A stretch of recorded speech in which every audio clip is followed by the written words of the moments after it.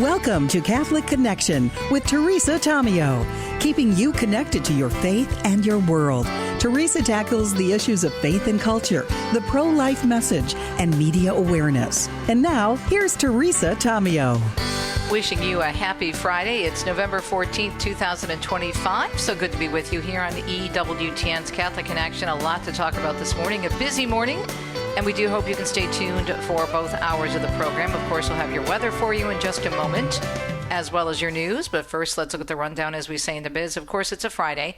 That means our very own Doug Keck, President Emeritus, will be joining us with our Inside Word at EWTN. I love this segment because I feel like I get up to date on all the current programming and the programming that's coming in the very near future, so I don't have to miss a thing, and I can just go back to EWTN.com if I forget something that Doug said, and it's right there on the homepage. So Doug will be joining us, and we are getting closer to the new liturgical year. We're getting closer to Advent. We're getting closer to the holidays, and of course, EWTN is preparing all kinds of great resources for you, and we'll discuss with Doug at about 16 minutes past the hour. Also, because it's a Friday, that means it's Fact Check Friday. And today we are going to be interviewing Katheryn Snyder with the National Center on Sexual Exploitation. There's a new study out of the UK, and this is something that anyone who cares about kids, and I know that's all of you out there, especially if you're parents, grandparents, aunts, uncles, or maybe you work in catechesis for young kids at the schools or teach. There's a new UK study revealing that children are increasingly being exposed to pornography, especially through accidental social media exposure. Over a quarter by age 11, and some saying even, get this, 6 years or younger.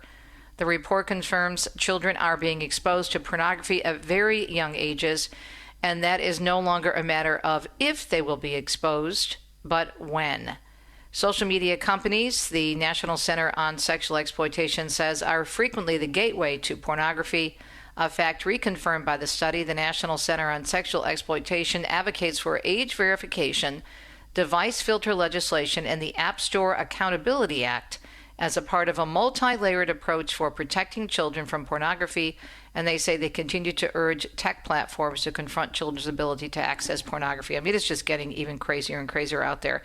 It's so important to be on top of this as parents, and again, as educators and those of us who care about kids. So Katheryn Snyder will bring us up to date on this and what we can do about it as we're concerned. And she, again, is with the National Center on Sexual Exploitation.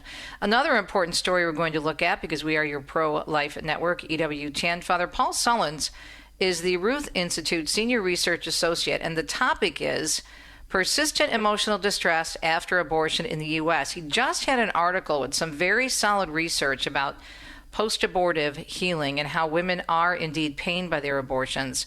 It was recently published in a major health journal. This is super important.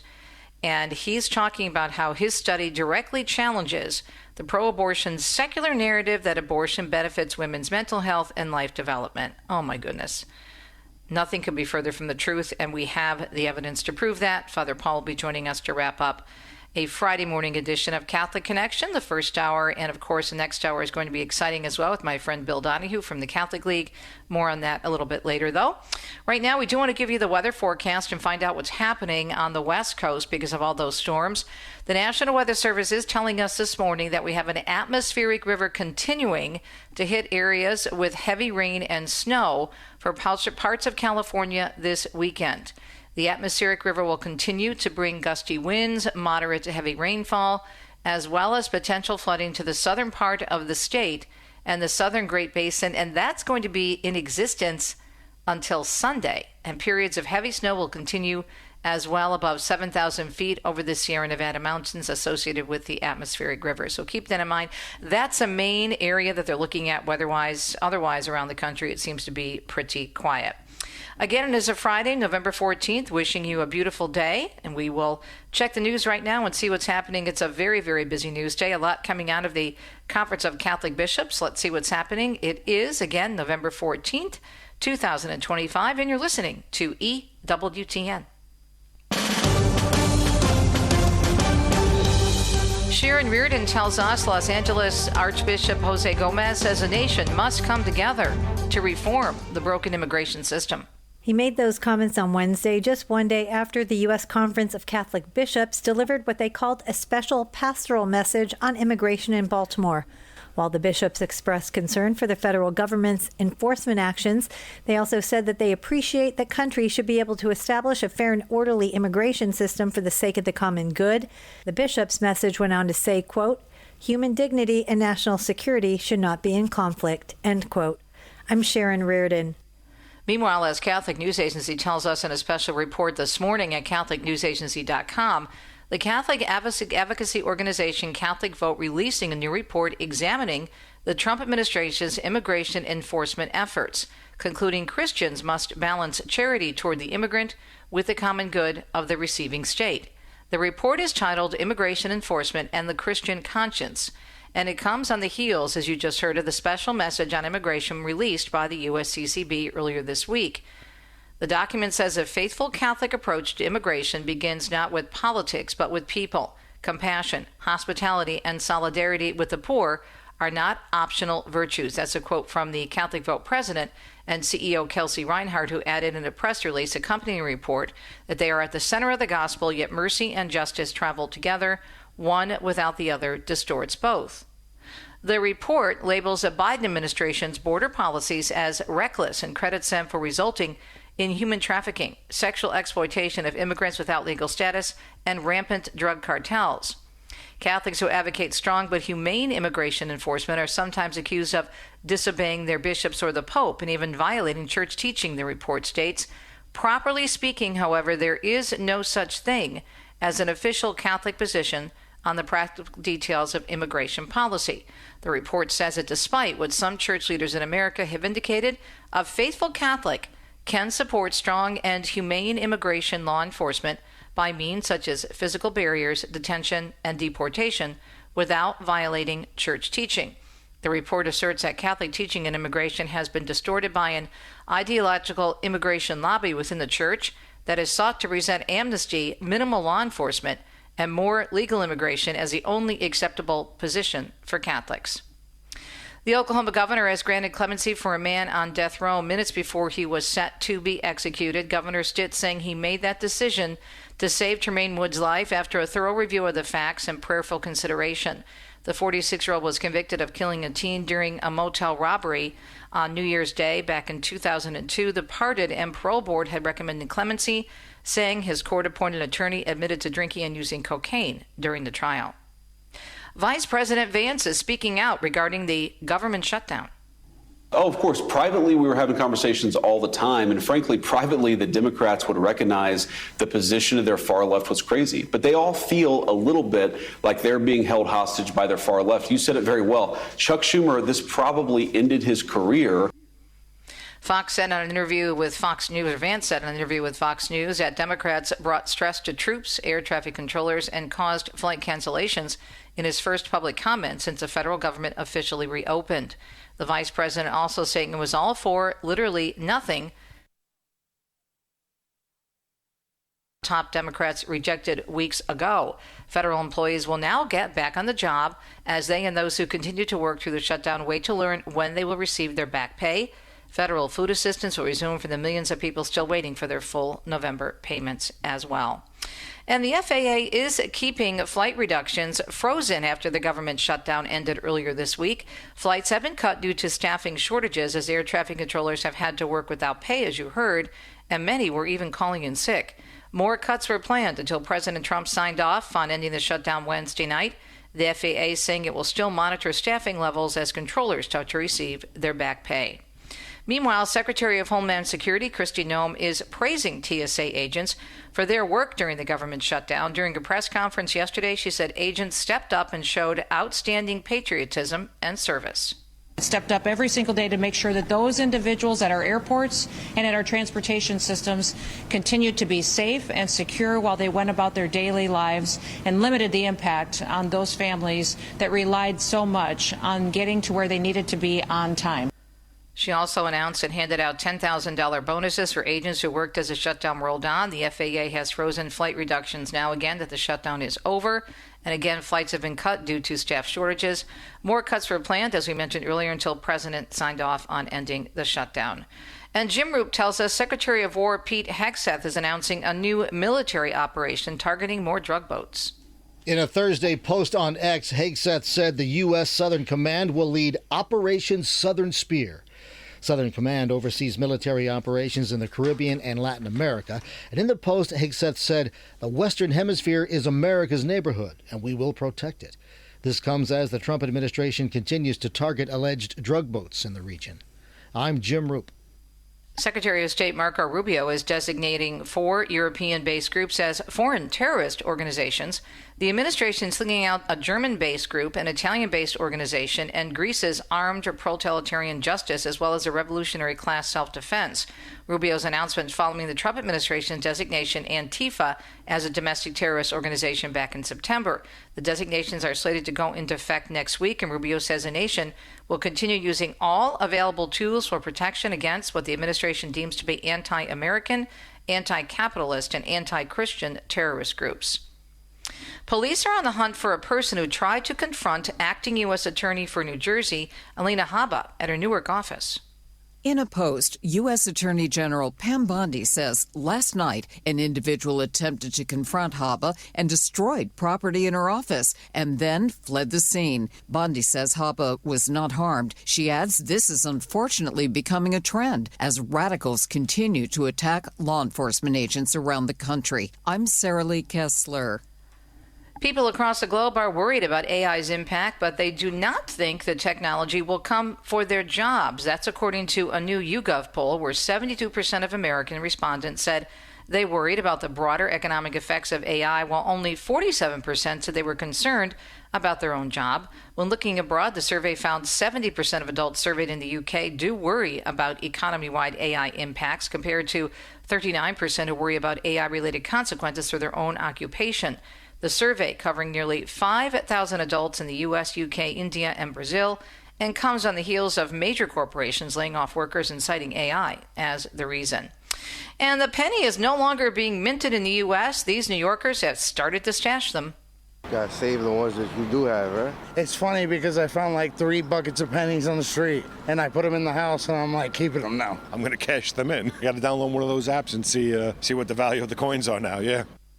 The Fed say it cost about 4 cents to make a single penny, and the move will save American taxpayers $56 million.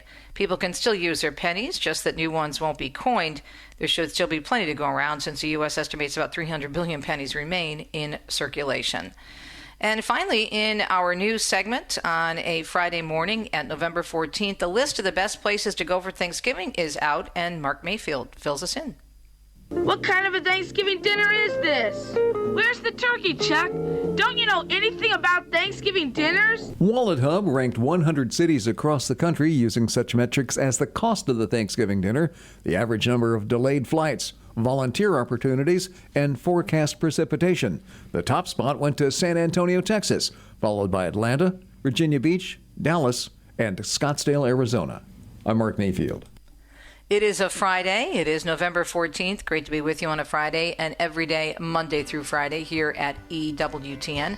Coming up, of course, Doug Keck joins us on a Friday morning with our Inside Word, a look at the great programming in the next week or so. We'll be right back.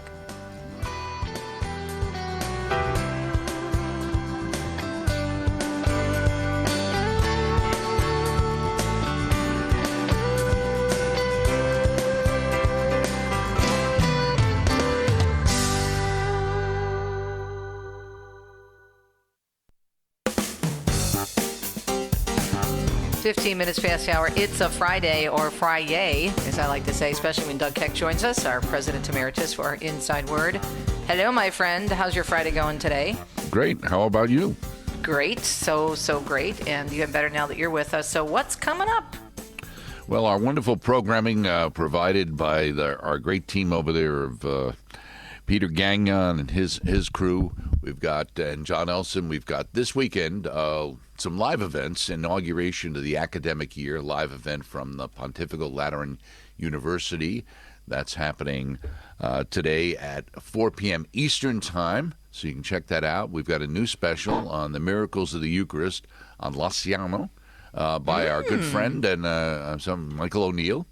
and that's airing at 5 p.m. today, and that's all new, and Michael Neal's work is always excellent. And then we move into Meeting with the World of Cinema, and that's also a live event happening on Saturday, 5:30 a.m. Eastern, and then 3 p.m. is the encore. That's the live one in the morning. You can check that out as the Pope meets with actors, directors, and other figures in the film industry at the Vatican's Clementine Hall.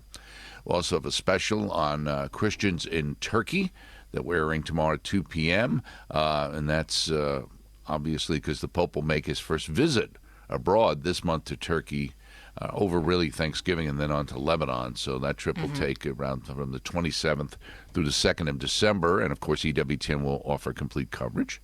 We've also got Be Poor With Me, Reflections on Poverty, an original documentary that examines the nature of poverty. And that's airing on Sunday, the November 16th at 2:30 p.m. Next week, as we look ahead, on Monday, we've got the opening mass for the cause of Sister Anela Zervas, OSB. And this comes from the Cathedral of the Immaculate Conception in Crookston, I should say, Minnesota. And so that's a local sister then. You can check that out. And that event is pre-taped, but it's airing on the 17th at 3 p.m. We also have a new series that our friend Father Bernard McGuckin, who's done several series from Ireland for us. This one's focused on the Feast of Christ the King. It's a multi-part series. It's going to air on Tuesday, Wednesday, and Thursday of next week. Well, that's cool. And that leads up to the Feast of Christ the King, which is coming up on the 23rd. EWTN Live Father Will Stratton will be on, leader of Texas A&M's University and Blinn College's campus ministry. Texas A&M not only has a great football team, they really have a great Catholic program there, and that's going to be airing on Wednesday, November 19th. And then looking ahead to the big event coming up is the National Catholic Youth Conference opening session from Lucas Oil Stadium in Indianapolis. That's Thursday night on the 20th at 7 p.m., and then on Friday, there's prayer and general session. So EWTN is all over that, really, is the number one broadcaster, the official broadcaster of the National Catholic Youth Conference. So check that out. Check out everything at EWTN.com, of course. Go to our YouTube channel, our on-demand platform, and also our wonderful Podcast Central for all those wonderful audio and radio podcasts. There's a lot going on. Something like the conference, the youth conference, has to require an awful lot of staff and a lot of hard prep work beforehand, right?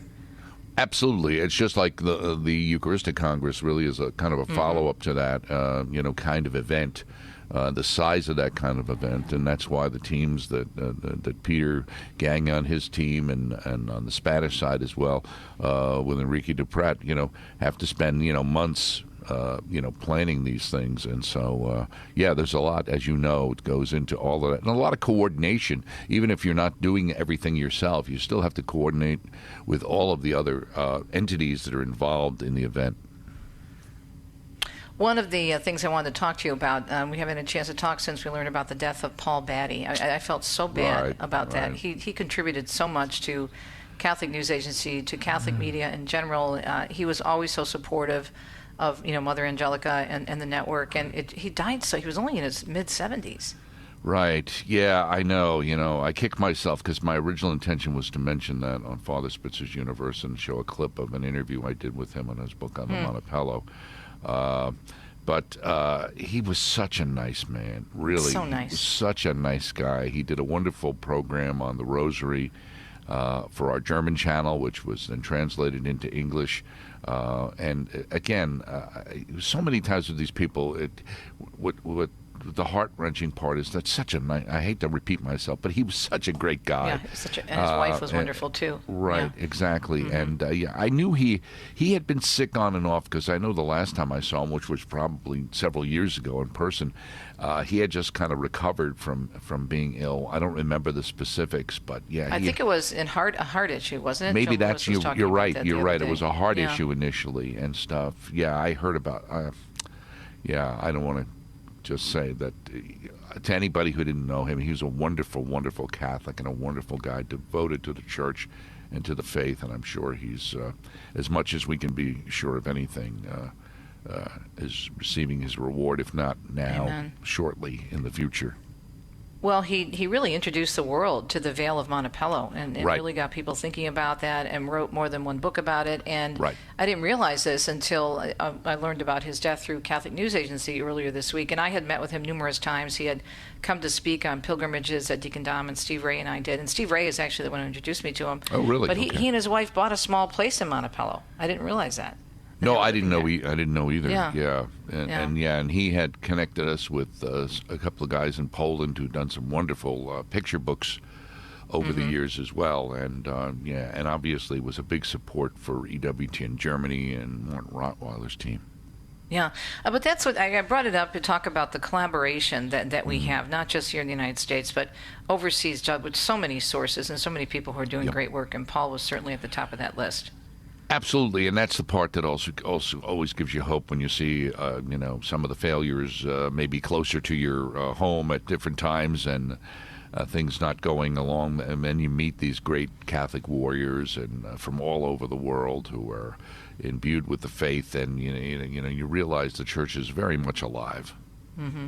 Mm-hmm. Now, he's going to be missed. I'm just so surprised he left us so soon. He was just such a gift to the Catholic Church and just a big partner with us at EWTN, especially in Europe and Catholic News Agency. Okay, so since the Pope has now revealed his favorite movies, I think Ordinary People, but the favorite one is It's a Wonderful Life. He also likes Life is Beautiful, Sound of Music, and then Ordinary People with Robert Redford and Mary Tyler Moore.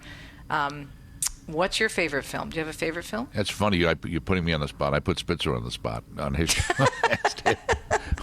And he said, "Oh, Wonderful Life, etc." Yeah. Well, it depends. Because I'm such a film person over the years, having worked on AMC and my great love is movies. It's always tough. I'm more genre oriented, and it's really a question of. There's so many great movies. If it's a Western, it's The Searchers. If it's great films made of all time, obviously Citizen Kane is a marvelous technical film, and there's so many other great movies that I gauge it a lot of times by if I happen to catch it, do I continue to watch it?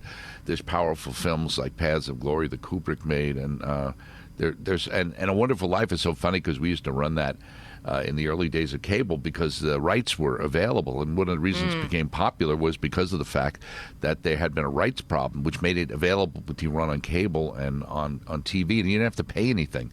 And so a film that bombed basically right after the war was considered a little too Pollyanna right after the war, has become this unbelievable message film to the world, certainly to the United States. And it just goes to show you that, wonderful product, even if it's missed initially, the things that really matter win out over time. And a lot of things that are popular, burn out. And that's how the church gauges so many things is does it have legs? Yeah. Well, what about you? My favorite of all time is Roman Holiday, not just because it takes place in Rome, but because I love those are my two favorite actors, Audrey Hepburn and Gregory Peck. But I love the story because did you stick your foot in your arm in that thing? My arm in the mouth of truth. Oh yeah, one year I had Dominic take me to all the spots. I didn't take the guitar and hit him over the head with it, but we did go down by the Tiber River and walked along the Tiber River and did the whole thing. And I had an ice cream cone, of course, or a gelato cone on the Spanish Steps. I did everything. But what I love about that movie is there's such a respect for a relationship, and it shows something that we don't have anymore, and that's media ethics, because he decides not to turn in all these pictures of this famous princess at the end of the story because he's out of respect for her and out of respect for their relationship. So it's a beautiful love story, of course, taking place in Rome in the 50s. Great story. Yeah. And Greg wholesome. Peck is buried, is at the cathedral in L.A. Yep, he's there. Yep. Great to catch up, my friend. Looking forward to next week as well. Doug Keck joins us on The Inside Word. We'll be right back.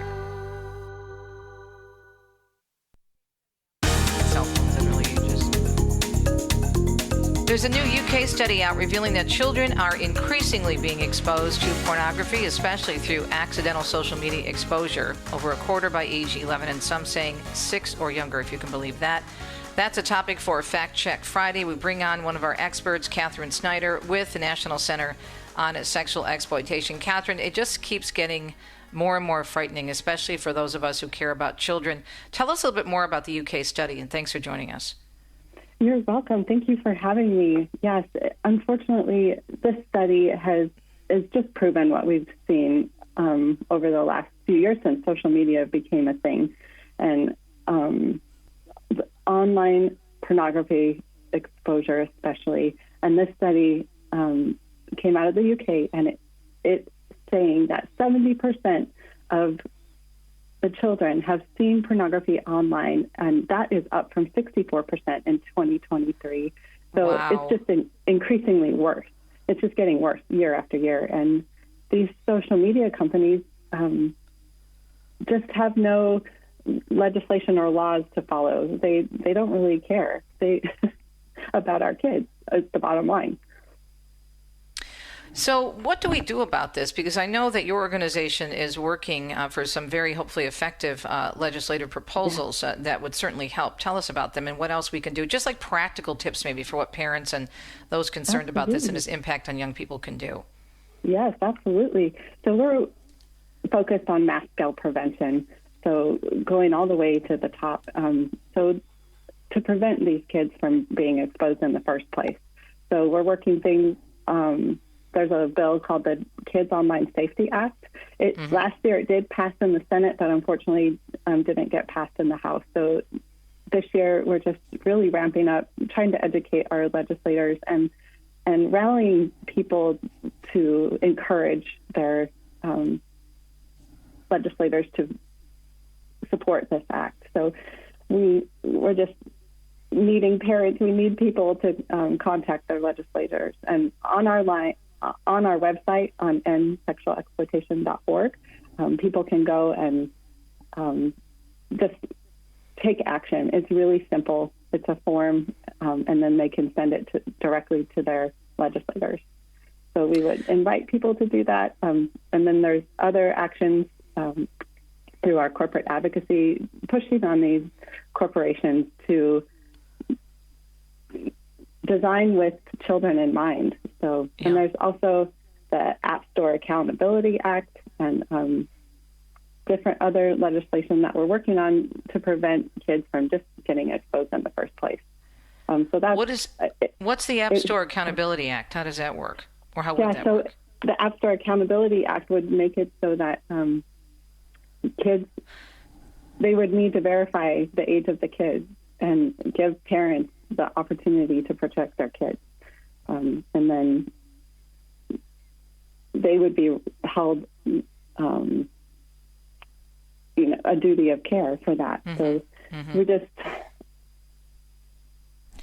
It's just so frightening in terms of the levels and the ages. A quarter by 11, you're saying from this study, are seeing this accidentally, and some saying 6 or younger. Now, do we know with this study, and by the way, we're talking with Katheryn Snyder with the National Center on Sexual Exploitation, do we know if these young people are seeing this, these kids are seeing this, is it on cell phones, is it on their laptops, is it accidentally in school? What's happening? Like, what are the devices? Did the study look at that?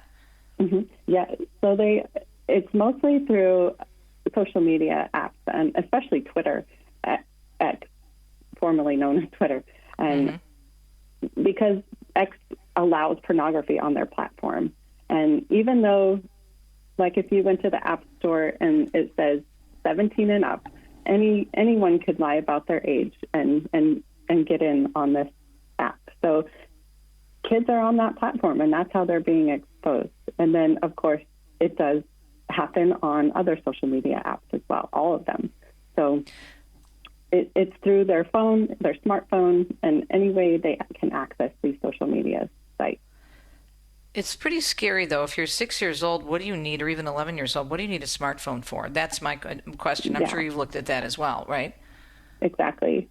And a lot of the tech companies, they're like, well, the onus is on the parents only. And the parents are the first line of defense for these kids. But parents, especially people my age, and we didn't grow up with social media, and we didn't really understand the harm. So we let our children on these devices thinking that they would be safe. And study after study after study has come out on how problematic, especially pornography, is being exposed to our kids and handed to our kids.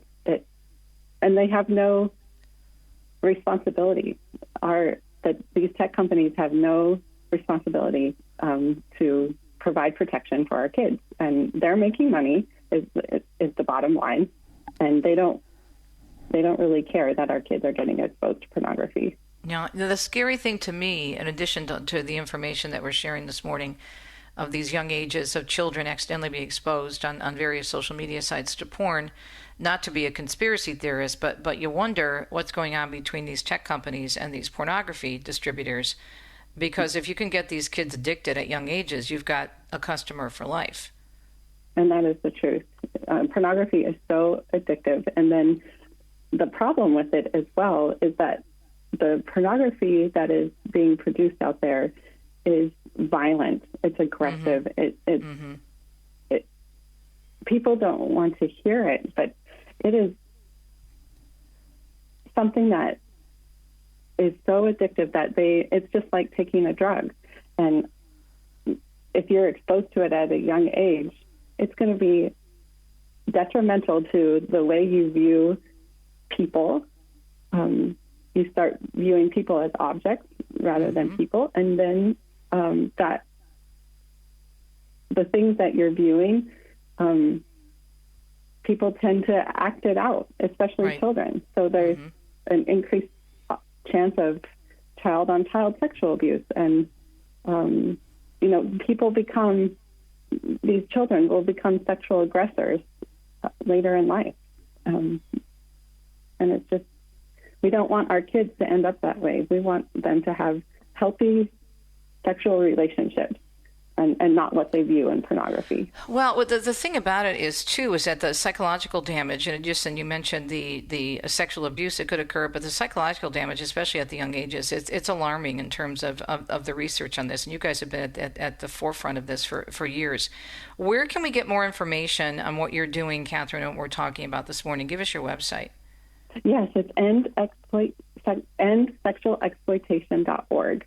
And there's lots of information and ways that you can get involved, and we would love to have you partner with us and walk along with us so we can bring this change, bring legislation. The Kids Online Safety Act, if passed, that would be the first time in over 25 years since legislation has passed for tech companies to hold them responsible and have them have a duty of care so that they design with safety in mind and not profit. Yeah. And I really hope stories like this, and I'm glad that you put these press releases out there and make people aware, because I really hope it helps people who are being pressured maybe by their children, because everybody has a cell phone. I have to have one, to rethink this. And if they are going to get a cell phone, to take your advice and the advice of other groups such as Parents Television Council that has all kinds of great resources in terms of how to make sure that those cell phones are just for emergency purposes only. They don't allow them to scroll.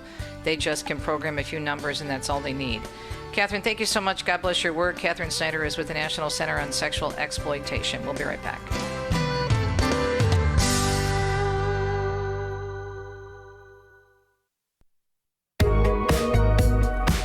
Catholic Connection on a Friday here on EWTN Global Catholic Radio. Thanks so much for tuning in, and we're grateful for the great work of our friends at the Ruth Institute. Of course, including our friend Dr. Jennifer Obeck-Morse and our guest this morning, Father Paul Sullins, who is the Senior Research Associate there. And Father, I am so grateful for your work in post-abortion research, and I was thrilled to see from the press release that Jen sent me that your study directly challenging the pro-abortion secular narrative regarding abortion and abortion's fallout, it was published in an international journal, the International Journal of Women's Healthcare. So let's talk about this. What did your research find? And thanks for joining us. Appreciate it. Sure. This was a survey of women aged 40 to 45, random sample in the United States. Sampled 1,000 women, asked them if they'd ever had an abortion, and about 23% said yes, they had. And so for those women who had had an abortion, went on to ask about their emotional feelings about the abortion, whether they suffered any distress or not. And about half of them, that is half of the women who had an abortion, reported that they had feelings of distress. I analyzed those questions and produced a scale of post-abortion distress.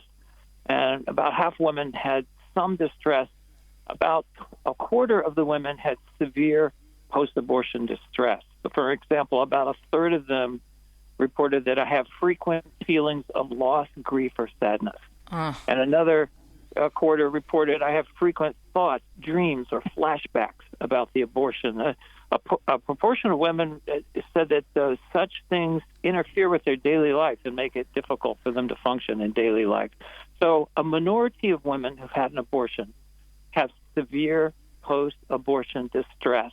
Because this was a random sample, I was able to estimate about how many women that is in the United States. And so in the U.S., this is as of 2022, about 14 million women experience some level of post-abortion distress. About half of those, so it'd be a little over 7 million women in the United States, suffer severe post-abortion distress.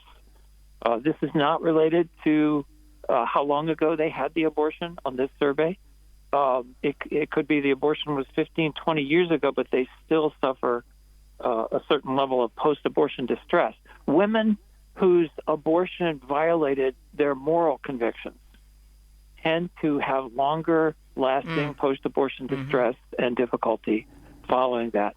The reason this study is important, as you probably know, Teresa, is that the existence of any post-abortion distress for any women is roundly denied. Denied in the secular research stream today. Now, I recently had this study published. It was in the publication stream for 20 months.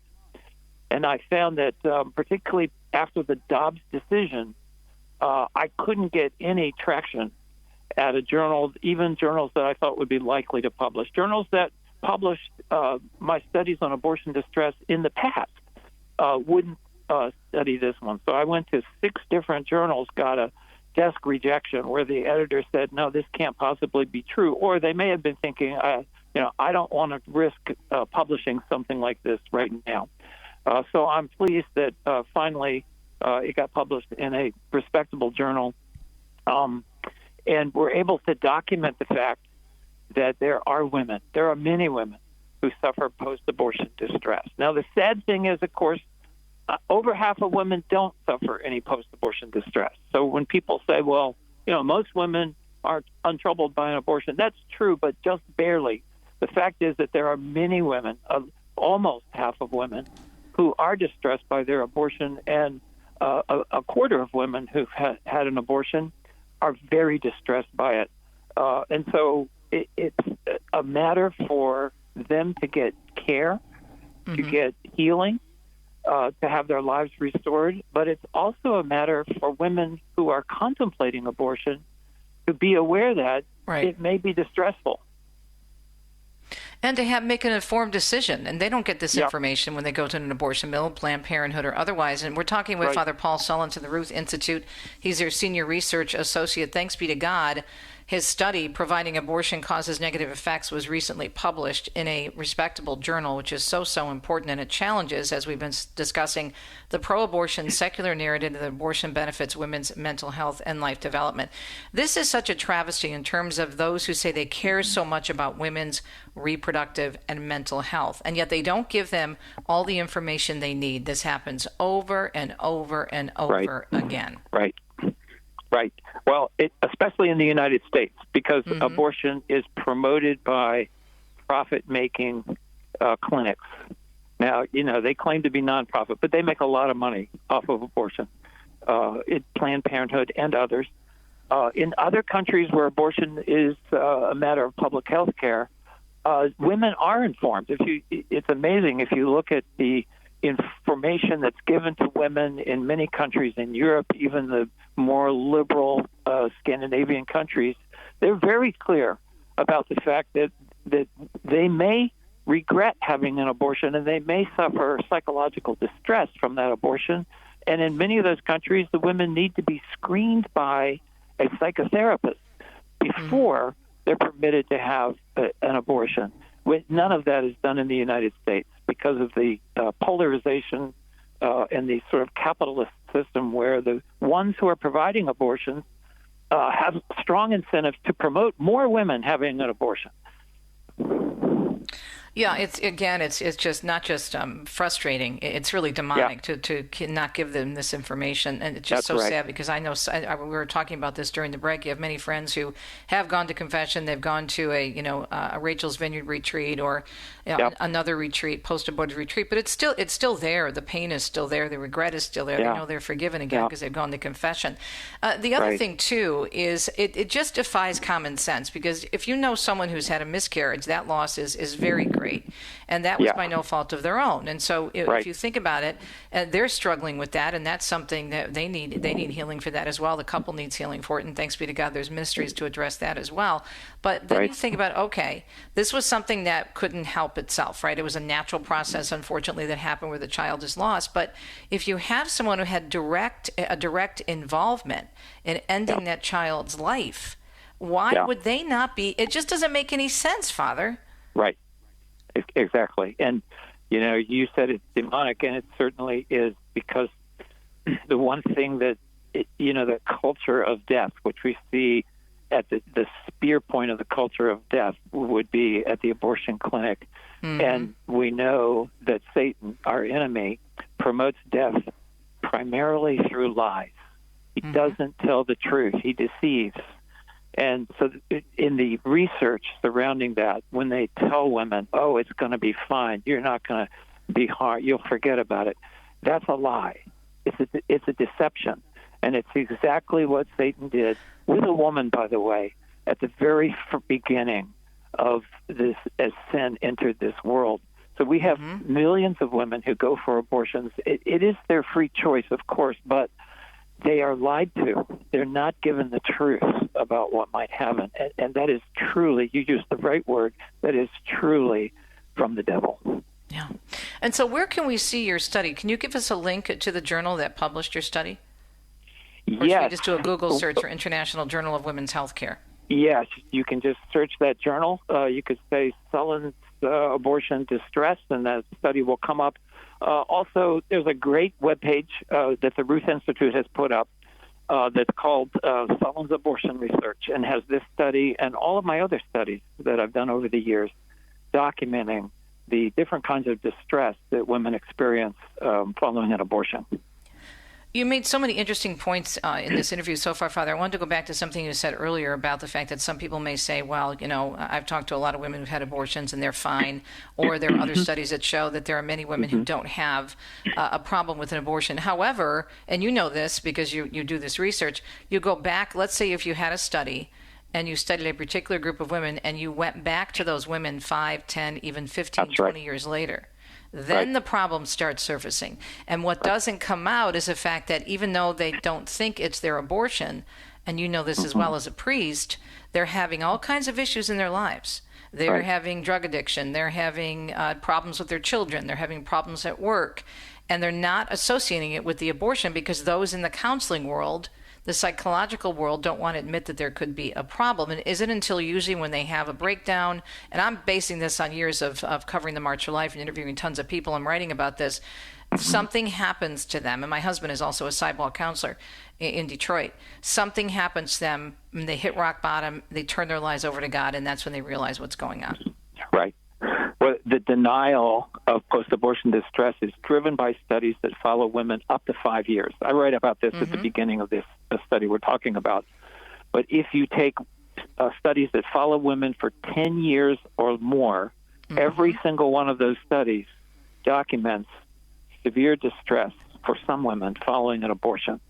So you're right. The longer women are followed after the abortion, the more likely we're to see some distress. Now, that's a characteristic of trauma. And the same things happens with, for instance, sex abuse.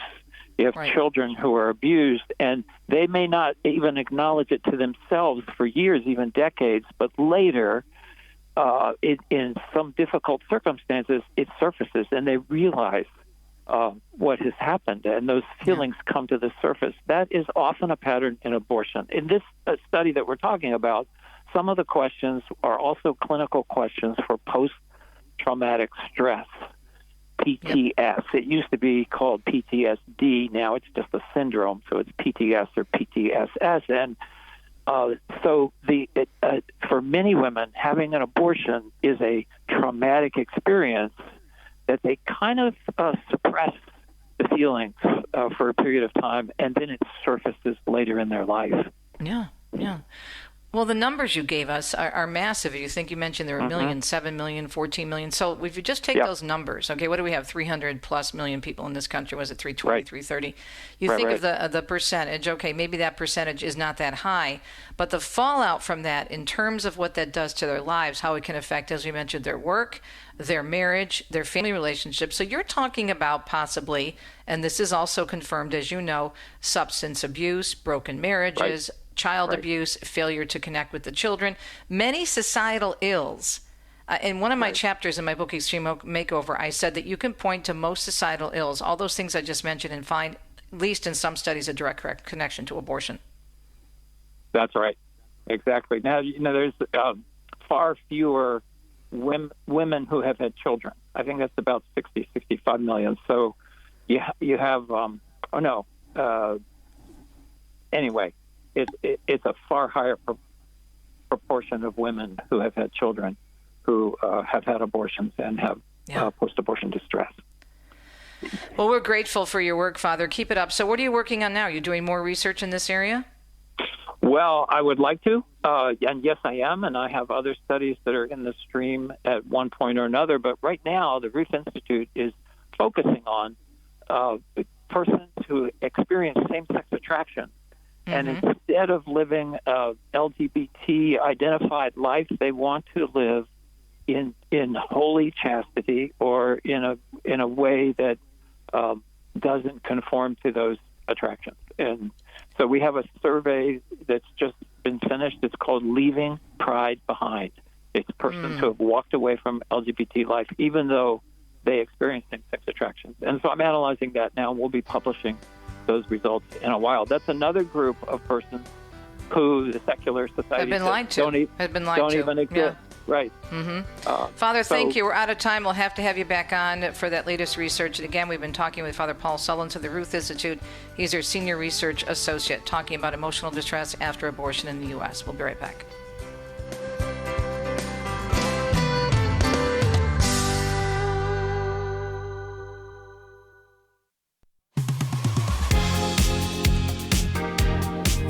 Minutes past the hour on a Friday. Hope your Friday is going well. Appreciate your listenership here on EWTN's Catholic Connection, Monday through Friday.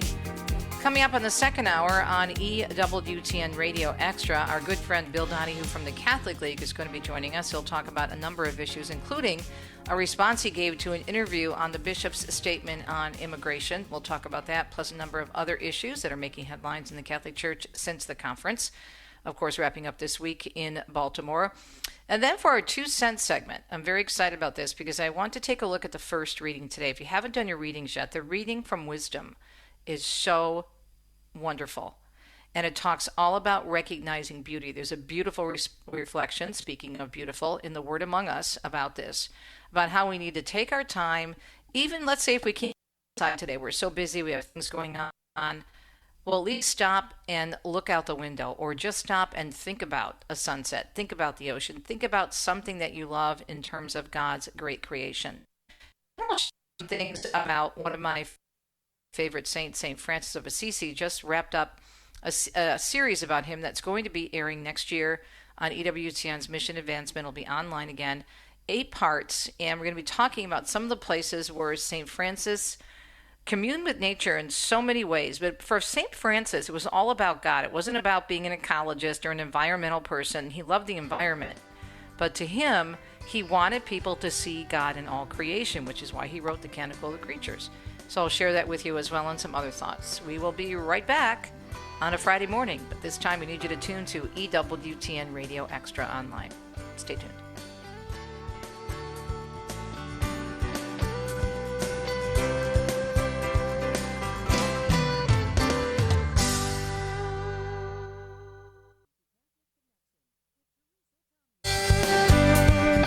Welcome to Catholic Connection with Teresa Tomeo, keeping you connected to your faith and your world. Teresa tackles the issues of faith and culture, the pro-life message, and media awareness. And now, here's Teresa Tomeo.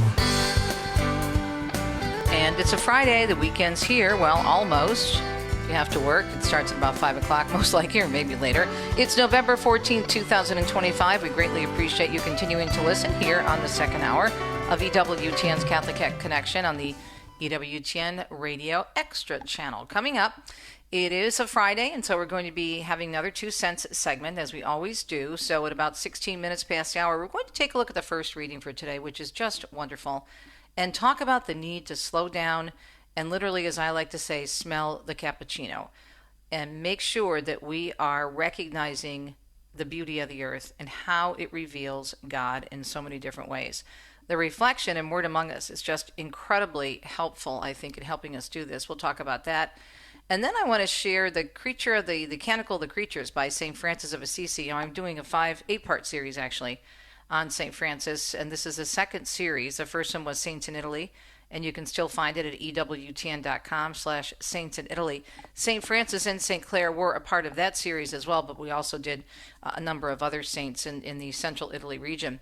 So this series that'll be coming out next year, also online through EWTN Learn, is going to be dedicated to the year of St. Francis, because next October will mark 800 years since his death, and there's all kinds of events going on here in Italy related to the passing of St. Francis. But what St. Francis of Assisi did so well is he helped us understand the relationship between creation and God. It wasn't just about enjoying the animals and, being environmentally sound. Okay, that's super important, caring for the environment. He did that. He was very, very conscious of that in his day, even though, again, it was 800 years ago. He respected nature. But it was all about helping people see God in that nature. It wasn't about worshiping the animals. It was about worshiping God through creation. And that's what he talks about, as I said, in Canticle of the Creatures. Even in the incident, which if you talk to people in this part of Italy, say it actually happened, his encountering the wolf of Gubbio, recognizing the wolf as a brother. He referred to the wolf as Brother Wolf. And when he spoke to the birds, when he preached to the birds in the beautiful area of Bavagna, Umbria, there's a painting of him, a fresco of him in the basilica, and it's on the upper level as you're exiting the church. You see him preaching to the birds, and there's actually a shrine along the road, and we're going to talk about that as well. But he preached to them and called them sister birds and recognized them again as creatures of God. All glory to God. It was all about glorifying God through nature. So we'll talk about that based on the first reading. And then hold on to your hats, because it's going to be a great ride. Keep your arms and hands inside the vehicle at all times, because our friend Bill Donahue, the Dynamo, the president of the Catholic League, is going to be joining us. He's going to respond to the very strong statement from the Bishops' Conference, making sure that Catholic hospitals are prohibiting transgender surgeries as well as hormone replacements and hormone application. So this is a big story, and he's also going to comment on the bishop's statement on immigration. He's already been interviewed about that since those 2 stories broke from the assembly this week in Baltimore. So Bill Donahue with us for 2 segments on a Friday morning edition of Catholic Connection, the second hour here on EWTN Radio Extra. All right, time to take a quick look at the weather. We still have those problems in California, by the way, and it's really kind of frustrating for the people there, because it's going to be with them apparently for the whole weekend. So the National Weather Service says the atmospheric river continuing to bring gusty winds, moderate to heavy rainfall, and potential flooding in Southern California and the Southern Great Basin through Sunday. Periods of heavy snow will continue as well above 7,000 feet over the Sierra Nevada mountains associated with that atmospheric river. Right now, it's 4 minutes past the hour. Again, do hope your Friday is going well so far. We do need to check the news. It is November 14th, 2025. Let's get started here on EWTN's Radio Extra.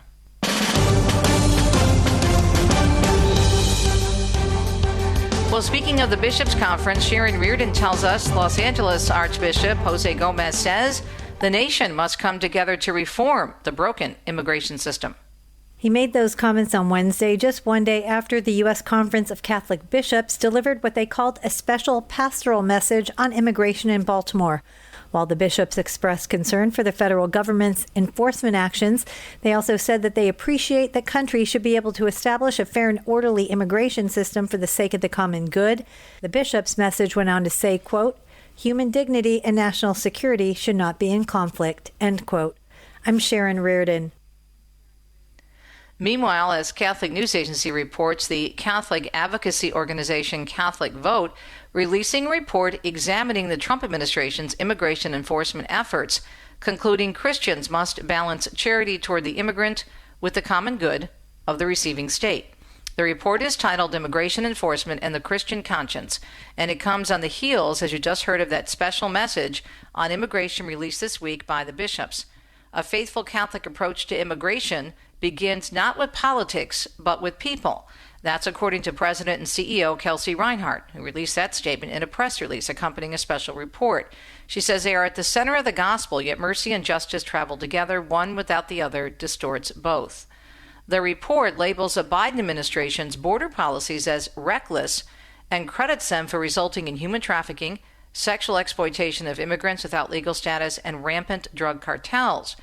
Catholics who advocate strong but humane immigration enforcement are sometimes accused of disobeying their bishops or the Pope and even violating church teaching, the group says. But properly speaking, there is no such thing as an official Catholic position on the practical details of immigration policy. The report also says, despite what some church leaders in America have indicated, a faithful Catholic can support strong and humane immigration law enforcement by means such as physical barriers, detention, and deportation without violating teachings of the Church. The Oklahoma governor has granted clemency for a man on death row minutes before he was set to be executed. The governor is saying he made that decision to save Tremaine Wood's life after a thorough review of the facts and prayerful consideration. The 46-year-old was convicted of killing a teen during a motel robbery back on New Year's Eve in 2002.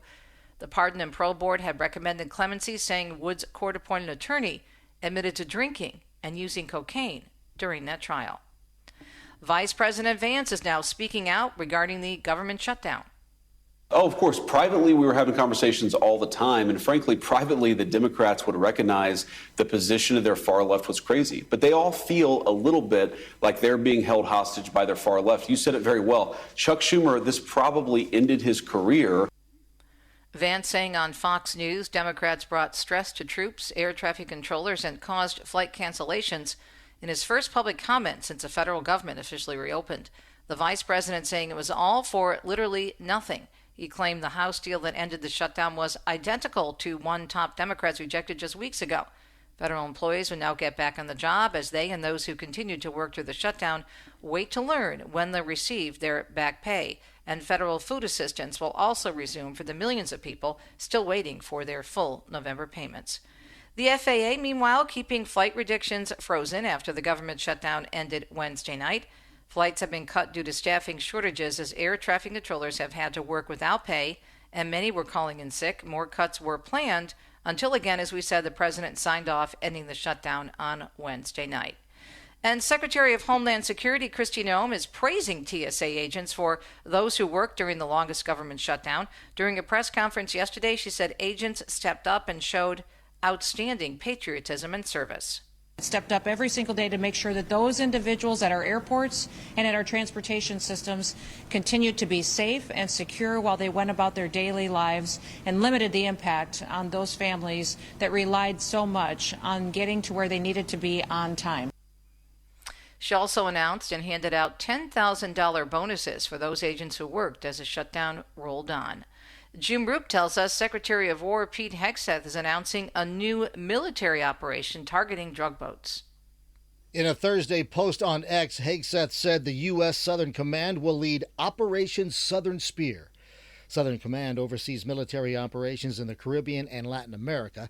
And in the post, Hegseth said, the Western Hemisphere is America's neighborhood, and we will protect it. This comes as the Trump administration continues to target alleged drug boats in the region. I'm Jim Roop. The Secretary of State, Marco Rubio, designating 4 European-based groups as foreign terrorist organizations.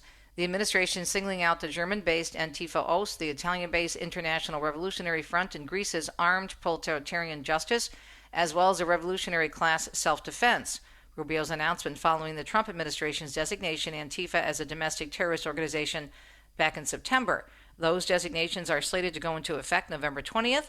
Rubio says the nation will continue using all available tools for protection against what the administration deems to be anti-American, anti-capitalist, and anti-Christian terrorist groups. And police are on the hunt for a person who tried to confront acting U.S. Attorney for New Jersey, Alina Habba, at her Newark office. In a post, U.S. Attorney General Pam Bondi says last night an individual attempted to confront Habba and destroyed property in her office and then fled the scene. Bondi says Habba was not harmed. She adds this is unfortunately becoming a trend as radicals continue to attack law enforcement agents around the country. I'm Sarah Lee Kessler. People across the globe say they're worried about AI's impact, but they don't think that technology will come for their jobs. That's according to a new YouGov poll, where 72% of U.S. respondents say they worry about the broader economic effects of AI. Only 47% said they were concerned about their own jobs. When looking abroad, the survey found that 70% of adults surveyed in the UK worry about economy-wide AI impacts, compared to 39% who worry about AI-related consequences for their own occupation. The survey covered nearly 5,000 adults in the U.S., UK, India, and Brazil, and it comes on the heels of major corporations laying off workers and citing AI as the reason. And the penny is no longer being minted here in the U.S. These New Yorkers, though, have started to stash them, they say. Gotta save the ones that you do have, right? It's funny because I found like 3 buckets of pennies on the street, and I put them in the house, and I'm like keeping them now. I'm going to cash them in. Got to download one of those apps and see what the value of the coins are now, yeah. The Fed say it costs about 4 cents to make a single penny, and the move will save American taxpayers $56 million. People can still use their pennies, just that new ones won't be coined. There should still be plenty to go around, though, since the U.S. estimates about 300 billion remain in circulation. And here's a scary story. Jacqueline Carl tells us the largest great white shark ever recorded is near a popular spot in New Jersey. A marine research group called OSearch is reporting the shark, called Contender, has been detected just miles from Atlantic City. Contender is reported to be over 1,600 pounds, 13 feet long, and is believed to be about 32 years old. Contender was first tagged back in January in waters near the Florida-Georgia line and has pinged the research group more than 40 times since he's been headed north. In order for the group to receive a ping on Contender's location, his dorsal fin has to break the ocean's surface. I'm Jacqueline Carl. And this week we actually mark something called World Kindness Day. Research continues to show the positive effect of kind acts and even kind thoughts. One experiment at Iowa State sent groups of students out on campus for 12 minutes, with one group assigned to mentally wish that everyone they see had a good day. What we found is the students who had been out wishing other people well in their minds, they were happier, they were less anxious, they had higher life satisfaction, which is really weird because that shouldn't change in 12 minutes. But they felt much better about their lives just from wishing other people well. That's Iowa State University psychology professor Douglas Gentile. He says, conversely, the group assigned to spend 12 minutes thinking about how they were better off than others ended up feeling worse. That's a look at the news on a Friday morning. We'll take a look at the beauty of the earth and how it reminds us of the beauty of God. And when we come back, stay tuned.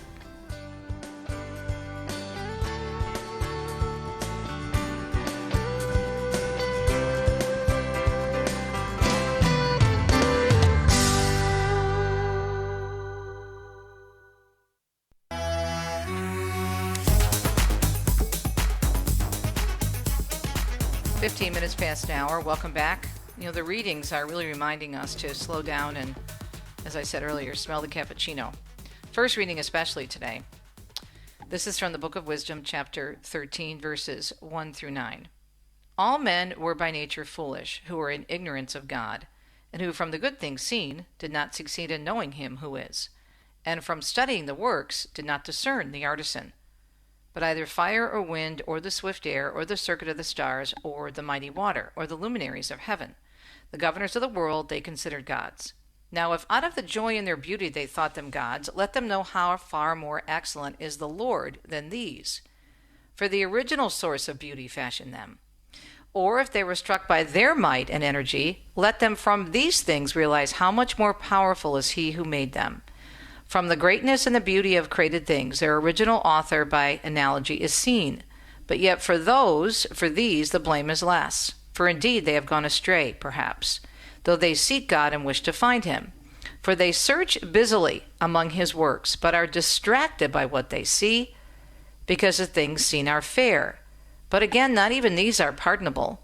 For if they so far succeeded in knowledge that they could speculate about the world, how did they not more quickly find its Lord? That to me is so incredible. What a reminder for us, right?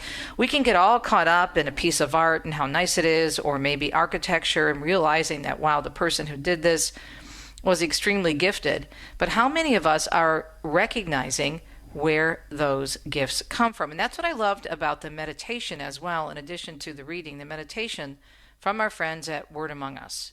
And you can just go to WAU.org every day and read the readings and have a meditation and spend some time with the Lord, especially when we have verses like we do today in the first reading from Wisdom. The world is charged the grandeur of God. It will flame out like shining from shook foil. In these lines, a 19th century poet and Jesuit priest, Gerard Manley Hopkins, rejoices in the splendor of God's creation.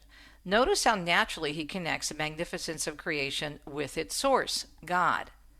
In contrast, today's first reading, Word Among Us says, from the Book of Wisdom, describes of pitfalls facing all who are in ignorance of God and who, from the good things seen, did not succeed in knowing Him who is. Humanity, apart from God, has always struggled with the pull to worship creation instead of the Creator. That's because of how easy it is to confuse the beauty and magnificence of created things with the one who made them. Now, if out of their joy and their beauty they thought them gods, let them know how far more excellent is a Lord than these. For the original source of beauty fashioned them. Again, that's Wisdom 13:3. Creation, as this reflection says, was always meant to draw us to the Creator. And thanks be to God, He has opened our eyes to show us that He is indeed far more excellent than any of the things He has made.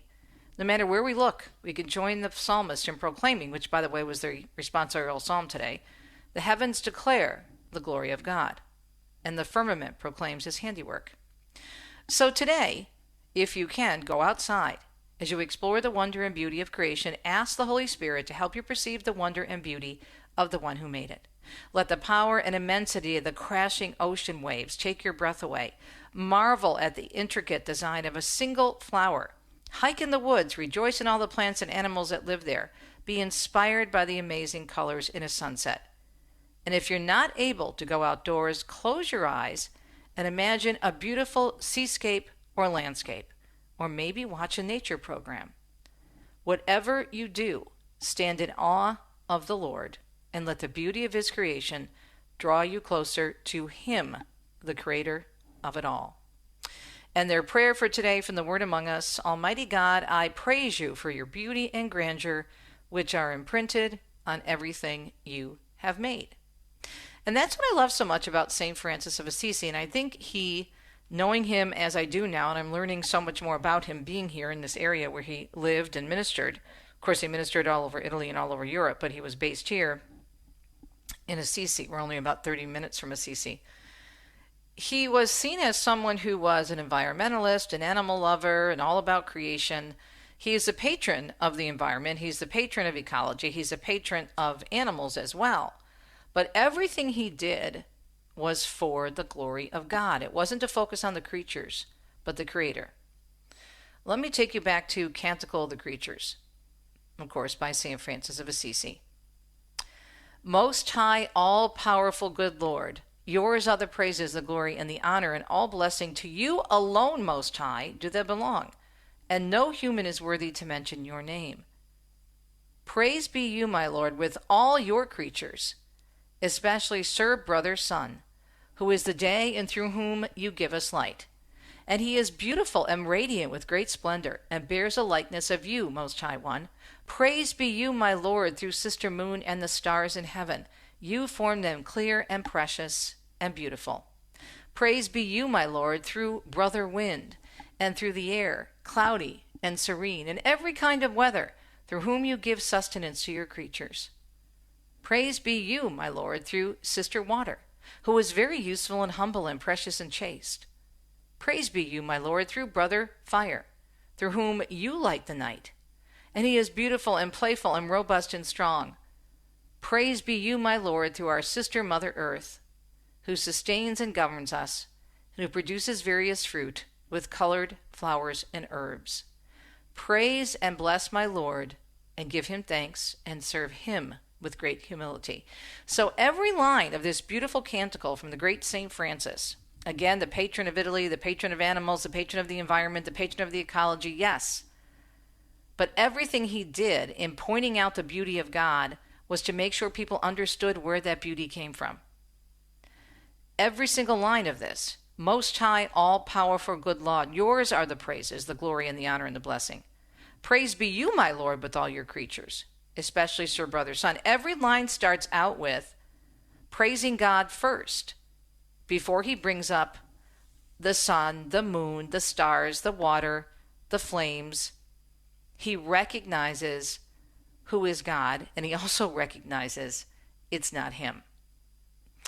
And Francis loved creatures, all creatures. He even preached to the birds. There's an actual shrine near the town of Bavagna, also in Umbria, east of Assisi, where St. Francis was so taken by a flock of birds that he slowed down and actually spoke to them and preached to them. And it said that the birds actually were very still and listened to what this great saint had to say. There's also the story, of course, very well known here in these parts, of St. Francis and the taming of the wild, ferocious wolf of Gubbio. And there's a little church, and we're featuring this in our series, The Unknown Francis, an adorable church outside the city walls where he met the wolf. What did he say? St. Francis, placing his hope in the Lord Jesus Christ, who is master of all creatures, protected not by a shield or helmet, but arming himself with the sign of the cross, bravely went out of the town on the outskirts of Gubbio, where this ferocious wolf had been terrorizing people and animals and plants and the food of the people in this town. The wolf comes up to attack Francis, and this is from a beautiful writing by St. Bonaventure, but then laid meekly at his feet. Francis recounting the wolf's attacks on animals and people, saying that people had a right to try to kill it. But what did he do? He called it Brother Wolf. But Brother Wolf, I want to make peace between you and them. And by the way, this prayer is actually in Italian in this little church, Santa Maria della Vittoria, outside of Gubbio, which we're going to show you in the series. But Brother Wolf, I want to make peace between you and them, so that they will not be harmed by you anymore. And after they have forgotten you, all past crimes, neither men nor dogs will pursue you anymore. So Francis treated the animals with respect. He treated nature with respect, because he recognized that all of this was a gift from God. He spent so much time in nature, whether it was the Hermitage above Assisi, or whether it was in Laverna, where we received the Stigmata in Tuscany outside of Florence, or whether it was down in Greccio in northern Lazio, where he went to create the first creche. Again, helping people recognize the gifts of the Creator. All the beauty, the animals, the sky, the sun, the moon, all from God. It's a Creator that's great. His creatures are beautiful, but not nearly as great as a Creator. Something to remember today when we look outside and see the beauty of the world. We'll be right back.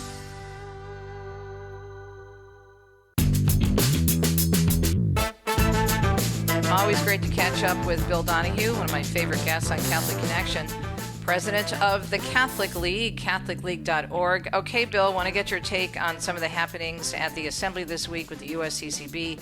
A very strong decision prohibiting transgender surgeries and hormone treatment in Catholic hospitals across the country. Let's start there. What'd you think? I thought it was excellent, and it's hard for me to believe why anybody could disagree with it. But on the same day, and this wasn't coincident, somebody on our side obviously leaked out what was going to be happening, and on that day, you've got 10, quote, progressive religions, Protestant and Jewish, taking the opposite side. I mean, we've talked about this before. To me, it's one of the greatest examples of child abuse that has been sanctioned by the elites, not by some crazy stepfather, but by the elites in our society, beginning with the educational and the medical profession. Now, what the bishops did, I'm very proud of them. They made it very clear there is the human dignity that we're all called to respect, and that means that you cannot engage in this fanciful, fictional idea that men can falsely claim to be women and vice versa. It's all an attack on nature, and it's an attack on nature's God. That's what's driving this entire thing. There's no such thing as truth. Everything is a social construction. There's no such thing as biology. XY, XX chromosomes don't matter. It's all a lie. And every honest person knows that it's a lie. And the bishops are standing up, and thank God for them.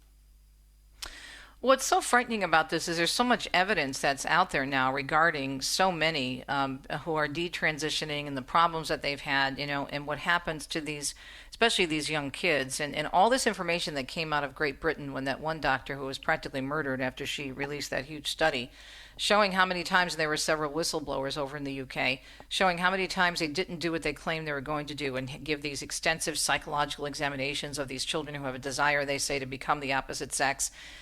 Hoping to find out that maybe it's just something, maybe they had a problem in their family or there was some other type of a situation developing. Rarely did that happen. And these whistleblowers who were, before they blew the whistle, were pro trans surgeries, and they realized that these kids were being basically used. There's so much information out about that, and these so-called religious groups still stick with the transgender is a good thing. Yeah, it's amazing. But they say there's a full spectrum of genders. Well, in fact, there isn't. There's no such thing as a transgender person. You're either a male or a female. Now, you may think that in your head. You may think you're a kangaroo in your head, but that doesn't square with reality. We are called to tell the truth. And this is really at the heart of it, because postmodernism rejects the idea that there is such a thing as truth. I have my truth and you have your truth. Well, no, that's not true. We're on the radio now. We're not on television. That's not an opinion. That's a fact. Right. And people need to just people. I think people's instincts are basically good. But when you hear Harvard Medical School trying to tell us that you can identify yourself as these terms, I can't even understand them. They just make up all these different terms of what you may be. No, it's not even gender. I'm a sociologist. Gender is a sociological term referring to the norms and values and the identity of what is learned from society. Is the culture. We're talking here about biology. Mm-hmm. That's not sociology. We're talking about sex, male or female. And this idea, they want to believe that if everything is a social construction, therefore when they take over the command center of society, they can change the culture, they can change the social institutions, and therefore change human nature. The Marxists tried it. It has always failed. Not only did it have teeth, but it leaves a trail of misery and oppression. These people are the new totalitarians in our society, wanting to take control in their genetic and sexual engineering. It's so frightening, though, that we have to talk about this and that the bishops have to issue statements. But I'm just going to read from the report on Catholic News Agency, just to give people a perspective of how far gone this issue is with those who are supporting so-called transgender transitions. This is the bishop speaking. In their guidelines, the bishops noting it can be morally permissible to remove or suppress a function of one part of the body for the sake of the body as a whole, though only in very limited circumstances, such as when a body part is diseased. So we have to spell that out. I mean, seriously? You have to spell out, okay, yeah, if let's say you have to remove, as God forbid, a woman has breast cancer or ovarian cancer, or someone has, who knows what, a cancer somewhere else on their body. You have to amputate a person's leg to save the body. Right.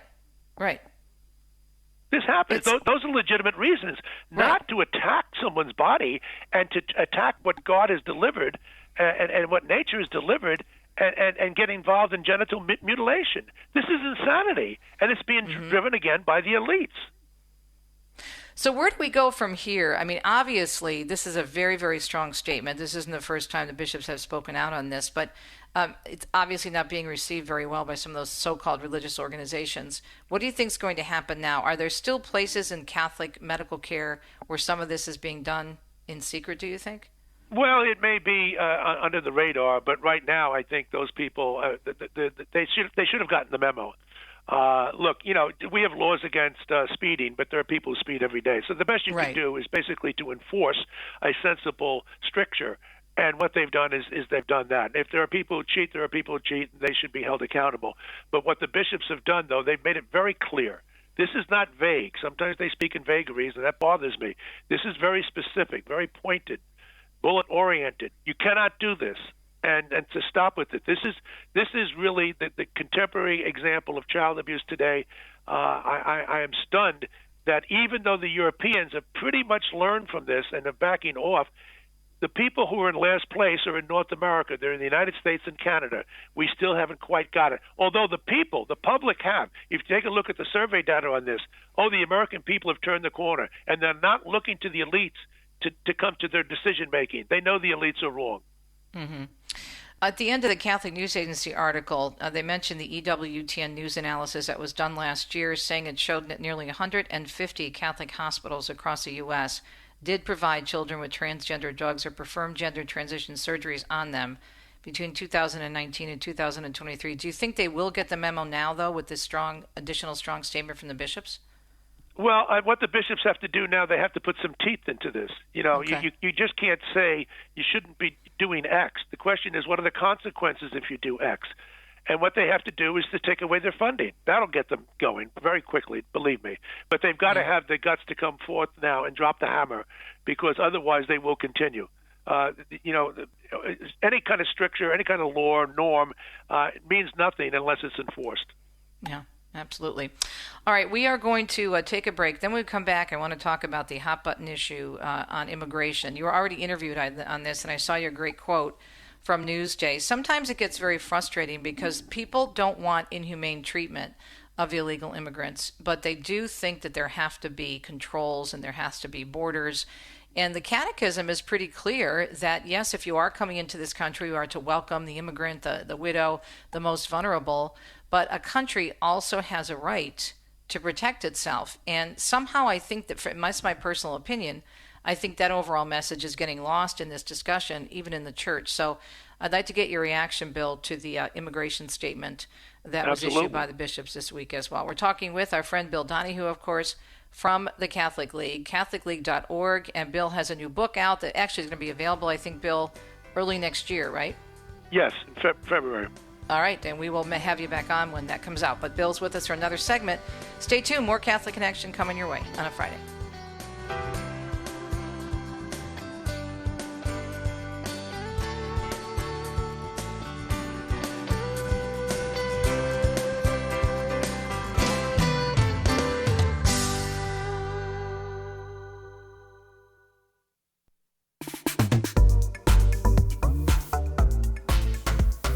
Having a great conversation, as we always do. So insightful with our good friend Bill Donahue from the Catholic League, catholicleague.org. Okay, this issue of immigration, interesting report that was released, and I led with it this morning as one of my top stories in the news. Catholic Vote releasing a report examining the Trump administration's immigration enforcement efforts, concluding Christians must balance charity toward the immigrant with the common good of the receiving state. The report, titled Immigration Enforcement and Christian Conscience, comes on the heels of the special message on immigration released by the U.S. Conference of Catholic Bishops at its fall meeting this past week. So you were already interviewed, I think it was on Newsday, and you had a quote about this. Tell us your thoughts first on their statement, on the bishop's statement, Bill. Well, look, when it comes to people who are in the country illegally, there's got to be a humane way to get them out of the country. But the problem I have with the bishop's statement and in general is that nowhere in the document does it make a distinction between those immigrants who came here legally and those who came here illegally. That, to me, is a moral delinquency. Because what it says to the people who've been waiting online legally, that you're the sucker and we're going to reward the cheater. There's nothing moral about that. Now, how you handle people once they've come in, that's a different story. But they're talking about they're taking great umbrage at mass deportations. Well, can't we get to the root cause question? Why are there mass deportations? Because we had a mass invasion under Biden, which was all intentional. It wasn't a mistake. It was all by design. It was all calculated. And then they left this country with a mess, taking up social services, taking away hospital beds, schools. Many of them have been victimized in vicious, violent ways. And all we hear is lip service. It's kind of like a footnote. Well, they shouldn't be doing that. Well, wait a minute.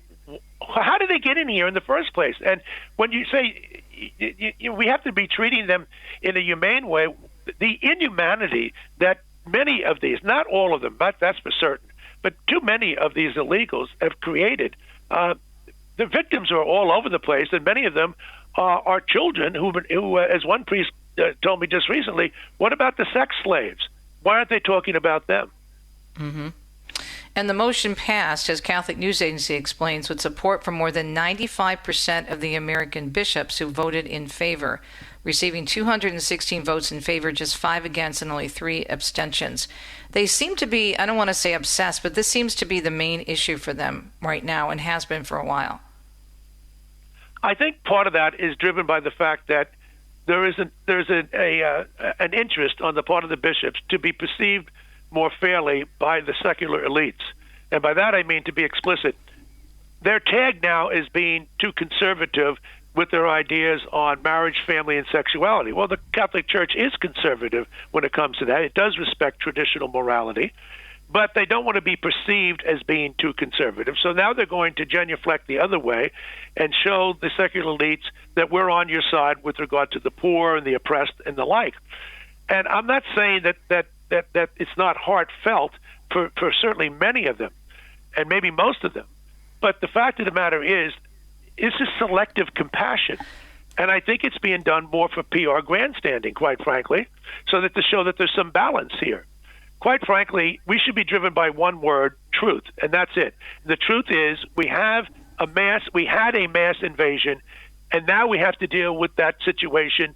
And yes, that may call for mass deportation. Are we going to line up people by the millions and handle them one by one? What about all the people who've been waiting online legally? What do we say to these people? It's really a problem which we need more than just lip service, that you have a right to protect your own borders. It was last December, I believe it was, the Vatican tightened its strictures as to who's allowed in. So they understand borders, so why shouldn't the American bishops? Well, I'm wondering how families of victims who have been hurt by illegal immigrants and some of these drug lords and other folks who have been doing some things, and we know there's been many, as you mentioned, who have been involved in serious crimes. The bishops said in their statement, "We lament that some immigrants in the U.S. have arbitrarily lost their legal status. We are troubled by threats against the sanctity of houses of worship and the special nature of hospitals and schools. We are grieved when we meet their parents who fear being detained when taking their children to school, and when we try to console family members who have already been separated from their loved ones." Okay, we're concerned too, but what about concern for other people involved in this huge problem?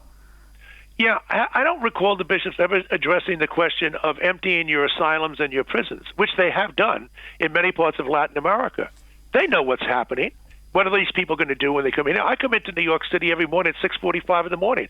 I see the people who've been up all night with their drugs.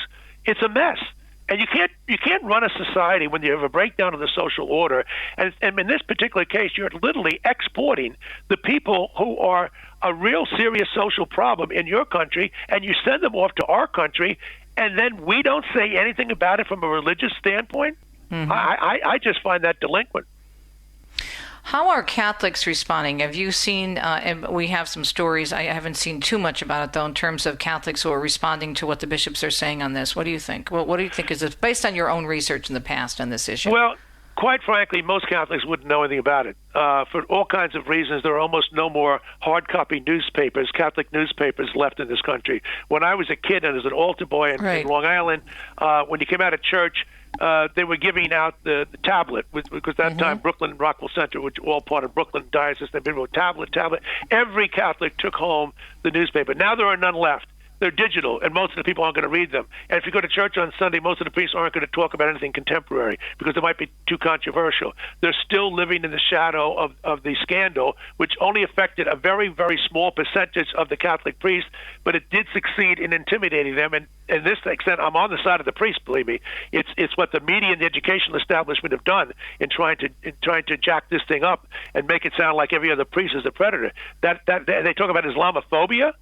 Look at the phobia against priests. So I don't want to get too far into this, but quite frankly, the bishops have to, and the priests in general, the clergy have to be more willing to take up the moral mantle and speak out. And don't feel that you have to be trying to force balanced. Just speak the truth. You don't have to balance things. Just speak the truth. Well, I wish they would give the full statements from the Catechism of the Catholic Church, because the Catechism is very clear, as I said earlier, that we have a right to protect our borders, and people coming into this country need, if they are, especially if they're illegal, they have to be following the laws. They can't hang around and just think that they're going to get away with it. I mean, it's pretty clear in the Catechism. Well, they're not going to open up the offices of the USCCB and welcome all these people in and let them sleep there, nor should they. They don't do it in the Vatican. They don't do it in the churches. Can you imagine what would happen? So, look, there's got to be – you have to laud any decent society. If you're going to maintain some freedom, you have to have some degree of order, a modicum of it. And that means if people aren't willing to police themselves because they have no sense of self-discipline, because there's no such thing as a family in many of these cases, then the police have to do the job. But now the police are being attacked. They're the enemy, and whether you're ICE agent or a policeman here in New York City.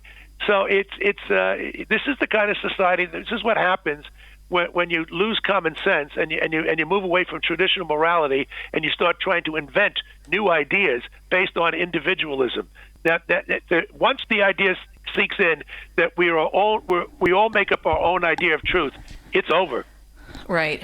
It's frustrating, though, because the message seems to be that if you're not for the open borders and what the bishops are proposing, then you don't care about immigration. And this is from some who have a strong ideology about this. There's another good quote in his Catholic News Agency report on the summary.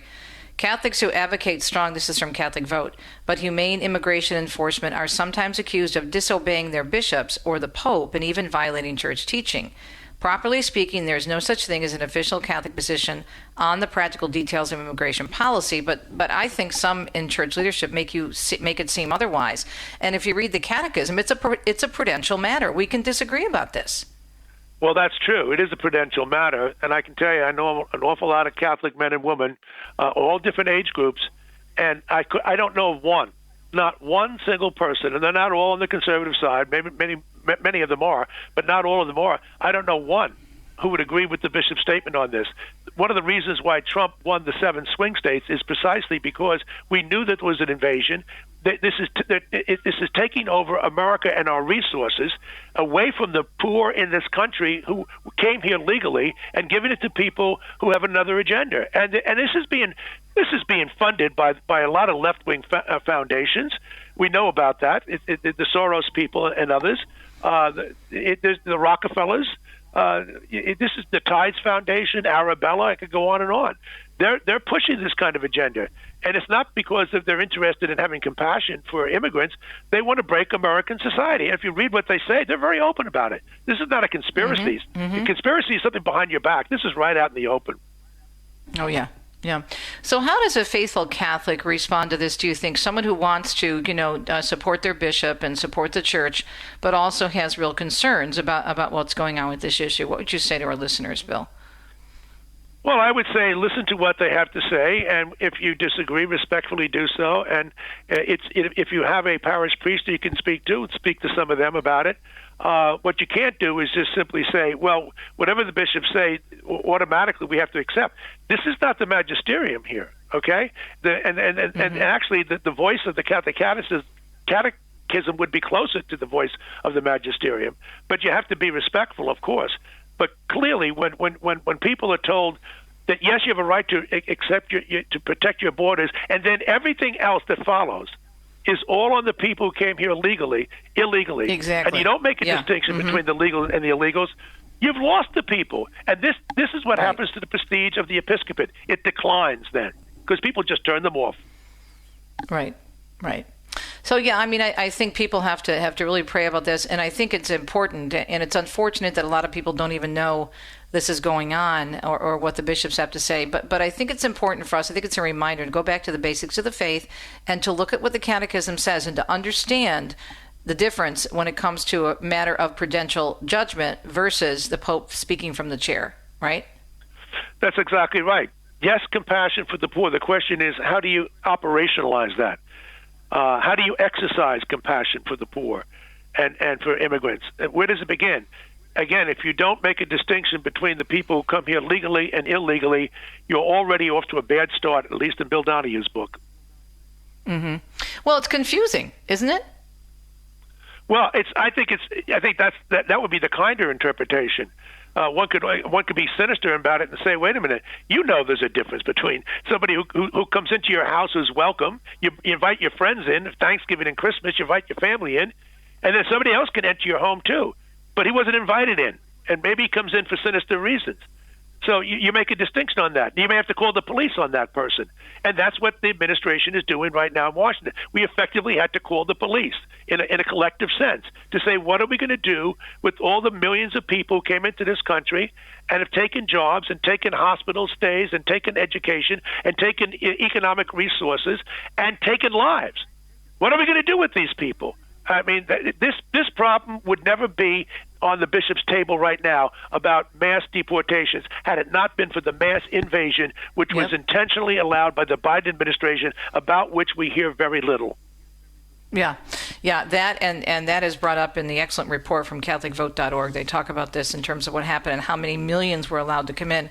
And, we were talking as well. We have friends here in Italy, a wonderful young couple who so badly want to come and work in the United States. They're both very talented. They've been waiting, I think, almost 5 years now, Bill, trying to get into the U.S. because they're doing it legally. They're trying to go through the process. Well, yeah, and what do you say to those people? That you're the sucker and then we're going to reward the cheetah? Yeah. I mean, where's the moral? That's not a moral position. That's immoral. No, both should have been addressed. I agree. Bill, great to talk to you. We will certainly catch up very soon. Check out all of his great work, his statements, press releases, articles, CatholicLeague.org. We'll be right back. Thank you. Thank you.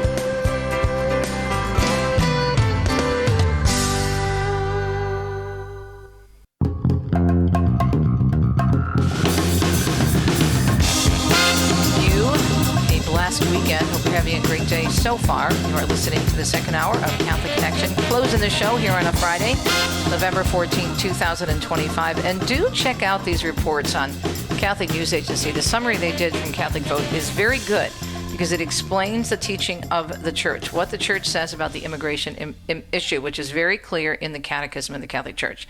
And so it's important to know the difference between, let's say, a prudential matter, something about which we can disagree, and something coming, as Bill Donahue said, from the magisterium. Extremely important.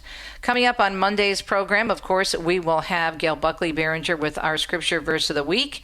We're also going to be talking about a very important issue, another pro-life issue having to do with, the IVF embryos being made. I don't even know how to get through these words. I'm not kidding. All right, this is Live Action, our wonderful people at Live Action, an amazing pro-life group. They're going to be joining us. It's just so chilling. IVF embryos being made into keepsake jewelry. It sounds like something out of a horrible science fiction film, but it's real and it's happening. And then, of course, we are going to have the wonderful Matt Swain from the Sunrise Morning Show on with us, and he's going to talk about the Journey Home highlights. He is the producer of that fine program and, of course, a host of the Sunrise Morning Show. So that'll be great because it gives us an idea. It's kind of sort of what Doug does on Fridays, talking about what's coming up, and he gives you the highlights from the Journey Home, one of our most popular programs on EWTN. Have a great weekend. We'll talk to you on a Monday. Ciao, ciao.